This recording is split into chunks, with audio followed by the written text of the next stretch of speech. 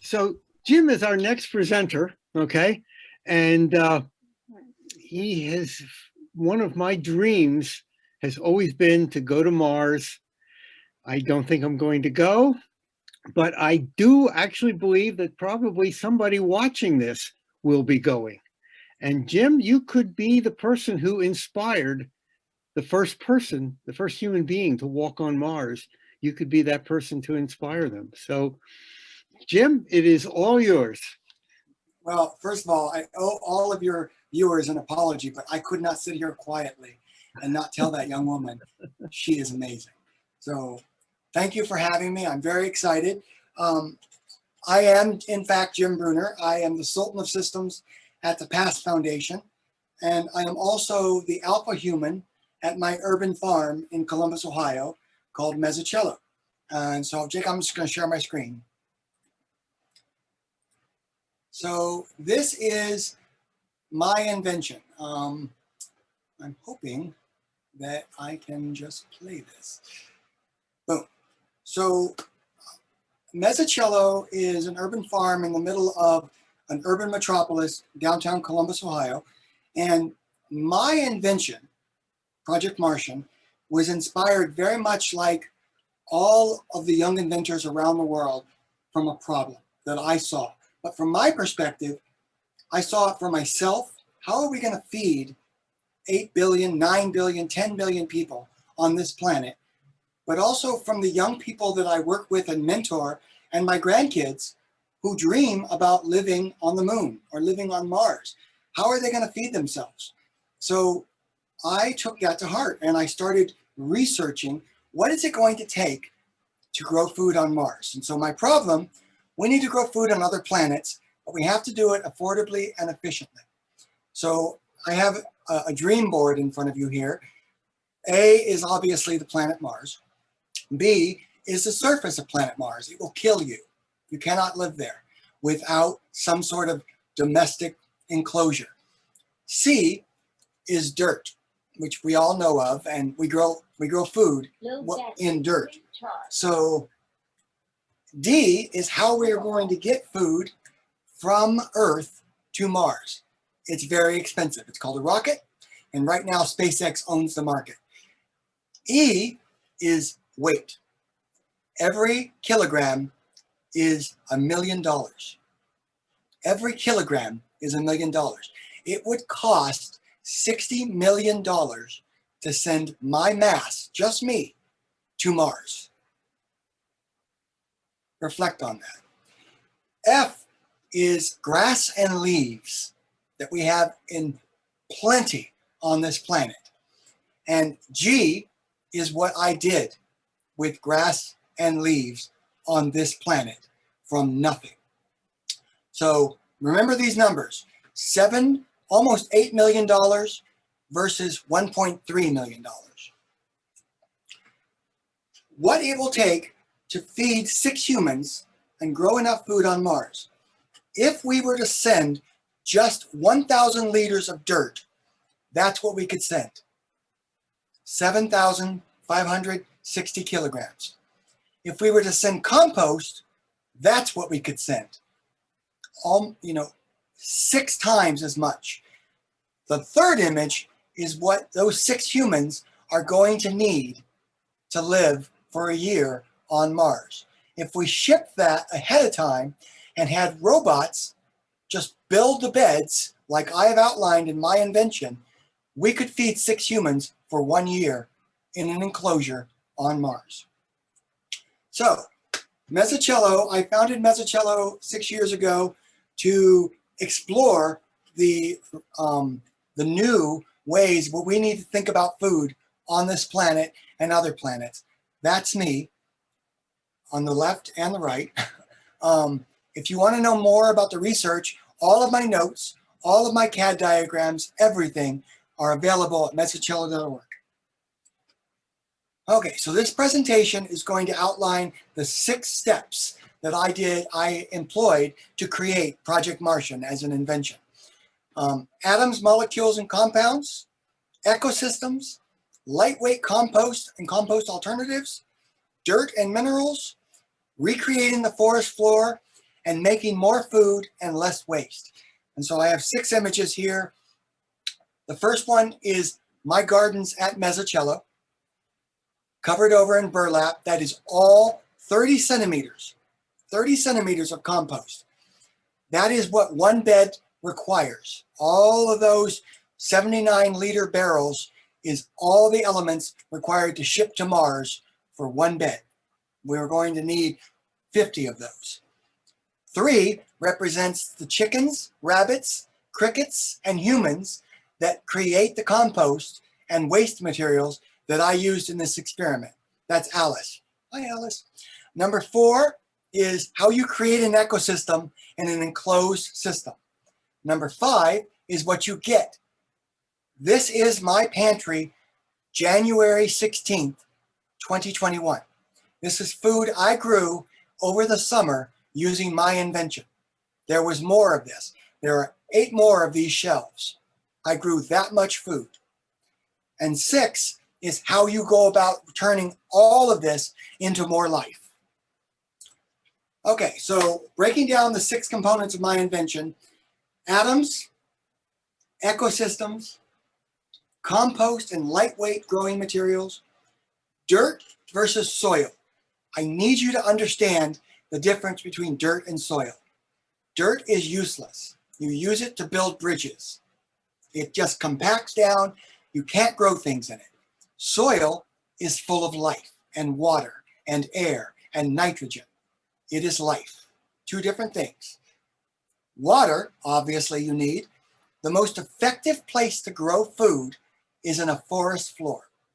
And there's a reason for that. Mother Nature perfected this over billions of years of evolution. Recreate a forest floor and you will eat. And then the last is the results of my experiment and my next steps. So let's just power through this. Atoms. Atoms, molecules, and compounds. So on the left here, we have the periodic table. Some of you may know what this is, some of you may not. These are all the elements that we humans know about. The way we think about atoms is this way, a block. And the atoms that life absolutely needs are circled. However, when you think of DNA, it spirals. So if you took helium on the right and hydrogen on the left, and you match them up, what you get is the periodic table on the right.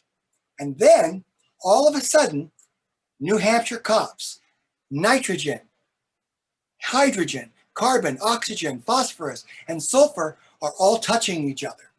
That's how nature sees the periodic table of elements. Pay attention to New Hampshire copse. It's going to be very important.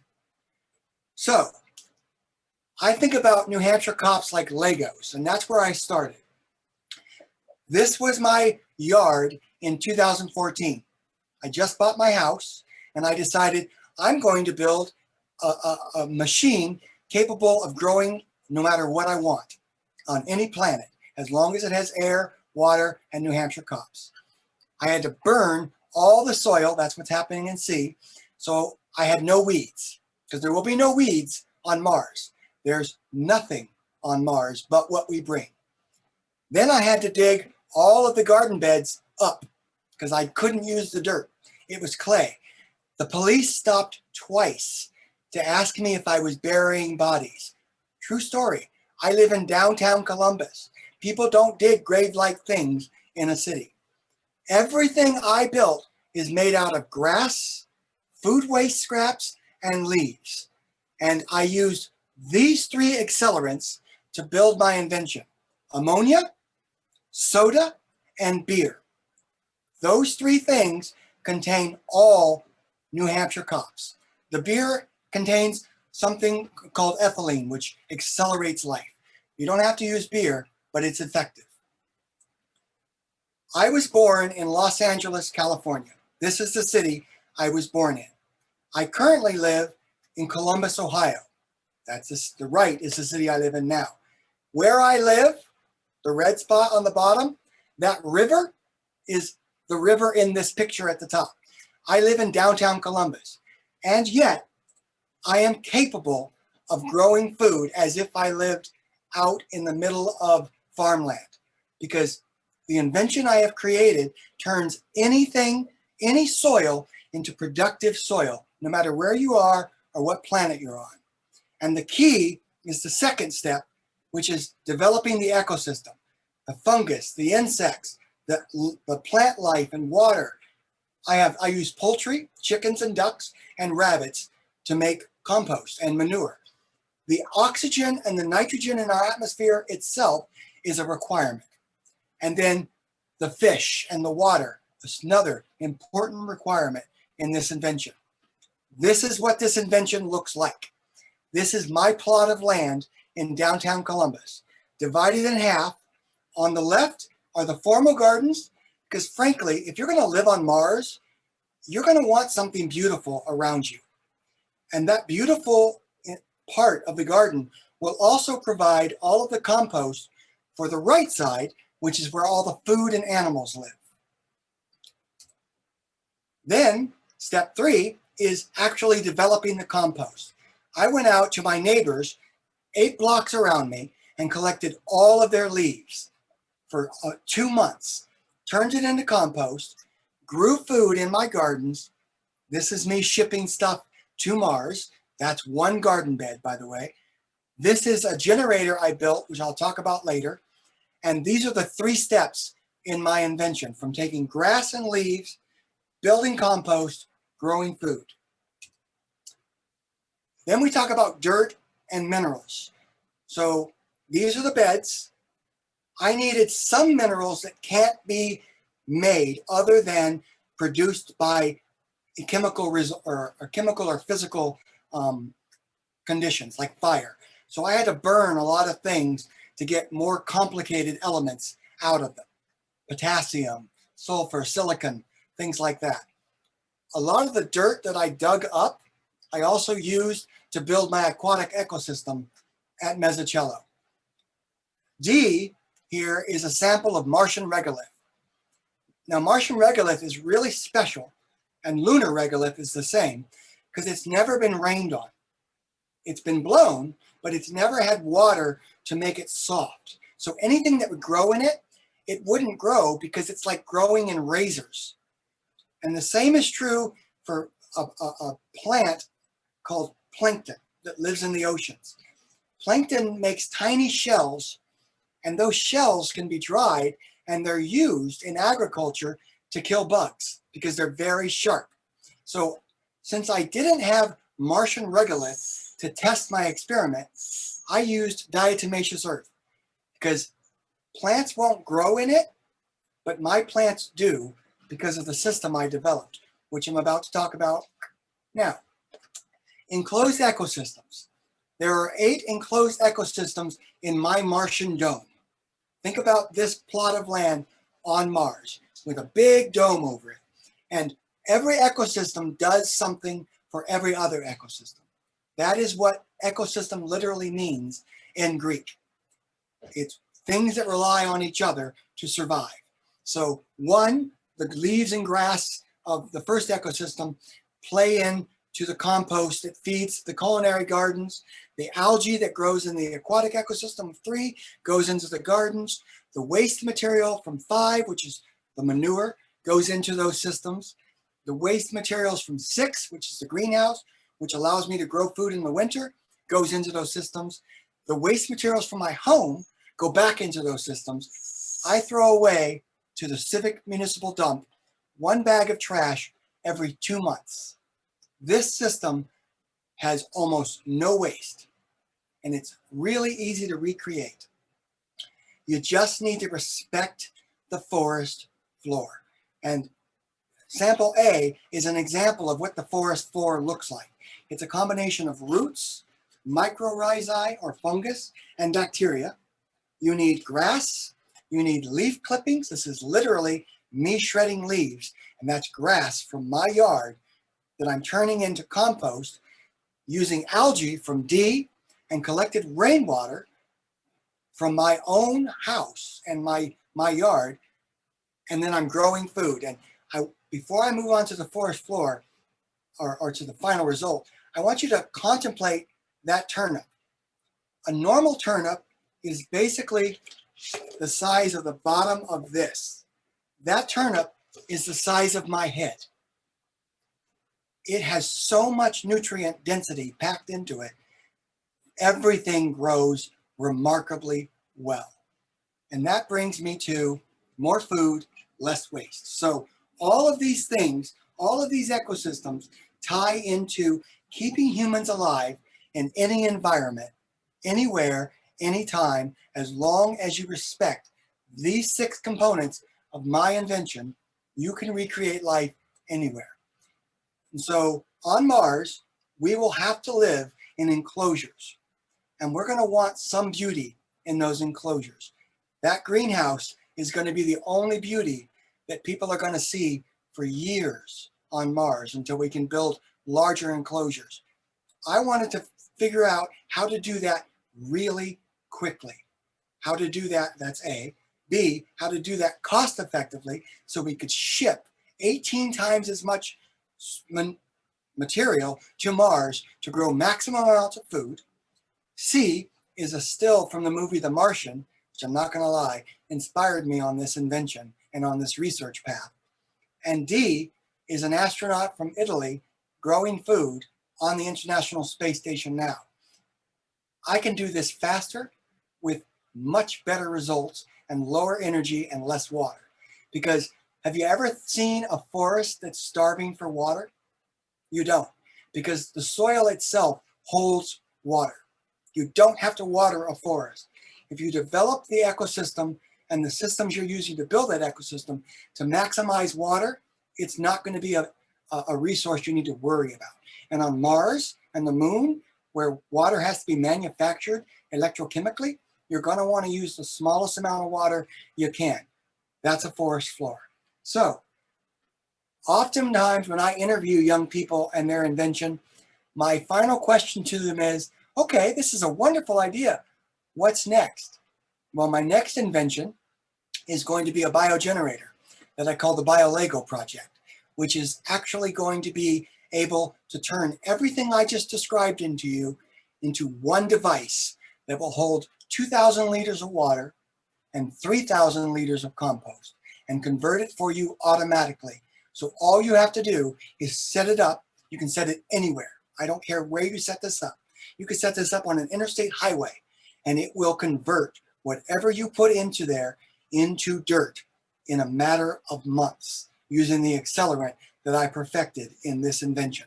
You could put this in a gym. You could put this in your backyard. It doesn't matter where you put it. This will work. And I have one of these functioning at Mezzocello now. It is currently 3 degrees Celsius here and it is working. So I promise you it will work at 120 degrees negative Celsius on the Mars and negative 200 degrees on the moon. Give it nitrogen, hydrogen, carbon, oxygen, phosphorus, and sulfur, sunlight, a little bit of water, leave it alone. That's how Mother Nature works. And that is my presentation. I know I'm under 20 minutes, but I wanted to see if I had any questions. Well, Jim, you never disappoint. you every time I've seen something that you've done, I say, well, that he can't do anything more incredible than that. You come up with stuff. So you have to forgive me, okay? I am an engineer, and as an engineer, I am always looking for problems, not so that I can be depressed, but so that I can solve them and move forward. So my question to you is, what problems are you still having? What needs to be improved and perfected? I'm so glad you asked that question because there is one problem, and that is I can't replicate the insect and bacteria biome on Mars here. I can't isolate it. And I did have a problem with squash beetles and tomato beetles because they live in compost. And I didn't know that, and I hadn't done the proper research. The Russians knew about this in the 60s. I found that paper halfway through my, oh, I should have added the diatomaceous earth earlier. So the issue that we're going to have is there are going to be new forms of bacteria. There are going to be new forms of insects that will evolve in that new environment that we're building for. We've never done it before. And a lot of my young viewers may have heard or may not even know about a project in the 80s and 90s called Biosphere 2 that failed miserably because they overlooked the fact that nature will find a way to beat you at your own game. At Mezzocello, I have a sign over my back gate that says, "The house always wins." And underneath that, it says, "The house is Mother Nature." When you try to cheat Mother Nature at the game she invented, you win for one season. You can use oil-based fertilizer. I can't say the name, but there are fertilizers that are very popular to grow food, and it will grow very well. But what my invention really does very well is it creates a dynamic ecosystem, both below the ground, above the ground, and in the atmosphere around it. It draws life to it. And a very, very famous philosopher whose name was Democritus, he lived in Athens 3,000 years ago almost. This was his quote, "Life attracts life." And the other one that I love is Pantareia, which is everything spirals. And so if you have a great idea and you don't figure out how to build that idea, how to make that idea better, and how to process that idea into death, you don't have life. Because life requires all three of those things. If the only thing you're thinking about is grow, grow, grow, grow, grow, you are going to lose. Flat out, you're going to lose. Because Mother Nature invented winter for a reason. Things need time to rest. And that's what Project Martian really showed me, that I do not regret cold weather. I don't regret rain. I don't regret snow, because the life underneath the soil, which I'm completely aware of now, needs time to grow too. And it needs darkness and wetness and rest. And then I'll be able to get everything I want from it. But my invention was getting a way of teaching kids to think about life, growth, harvest, decline, recycle through death, and not be freaked out by that. That is a requirement for food. It is a requirement for all living things. And so if you take anything away from this, it's that the price of life is more life and giving up what you most desire for something else the next time. That's a requirement. And if we go to another planet thinking we're just going to make food without thinking we need to build an ecosystem that mirrors the one we just came from, that is a recipe for disaster. That's a horror movie, in my opinion. Spending all this money to go to Mars, building this system which we think is going to work, but we didn't model after one we knew did. That's a nightmare scenario. Don't do it. Well, Jim, actually, that brings up another question. You talked about the fact that the insects are going to evolve and the bacteria and everything. How about the same thing for the food? I mean, have you done any experiments with different types, forget about turnips, but planting 20 different types of things and seeing what grows best in your environment? I have, actually, over 2 years, I have. And what I have found are plants that pull nitrogen from just the atmosphere, like peas, do not thrive well in this environment. I have to find a way to increase the nitrogen input from the atmosphere into the soil, because compost is not the same as dirt. Soil actually pulls nitrogen from itself and the atmosphere, but compost doesn't. And so that was a surprise to me. I've written that into my final grant because I wrote a grant for this. This is how I invented this. And so what I figured out was that by going in once a week and spraying everything with a fire extinguisher, which is basically nitrogen, the peas grew much, much better. And so I need to increase the amount of nitrogen in the atmosphere to 80%, like it is on Earth, because that's what these plants evolved in. NASA and the JPL, the Japanese Space Agency, are having the same problem growing food on ILL, the International ISS, because these plants aren't growing under gravity. Mm-hmm. There's no gravity. So all the plants have changed. Broccoli looks different. Lettuce looks different. they don't have a sense of gravity. I do obviously have gravity here, but Mars will have a different gravity. It will have 1/3 the gravity of Earth. So you will have pea plants and bean plants, for example. My bean plants grew to 2 meters here in Columbus, Ohio, at this latitude. On Mars, they will grow to 5. Jim, in all seriousness, have you contacted Elon Musk? I mean, I have not. no. Well, here's the point. He has a goal of going to Mars, and I'm aware of it. he thinks going to Mars is going to be the real problem. And I think he's wrong. I think getting to Mars will be easy. You've got to live on Mars, and Elon Musk needs you. And you probably have a very similar personality. You might want to contact him. Seriously. Well, I mean, it's only my first experiment. And it was a success. So it's never a good idea as an inventor to do something once and say, oh, yeah, I can do that. I probably should do it again and make sure I can replicate it before I contact the authorities and say, this is what you should be doing. But I do think I'm onto something, and my invention did work. So now I need to keep applying the scientific principles to it and make sure that I didn't fudge things or I didn't push it along further. I don't believe I did. And so the key is going to be the BioLego project. If I can make the BioLego project, which is the next invention, the logical invention from this invention, work, that's when I'm going to call Elon Musk. Build 18 of these, send them with your astronauts.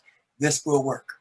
Well, the real test of a scientific breakthrough is not that you can do it over and over again, but that other people can follow your lead and do it. Point.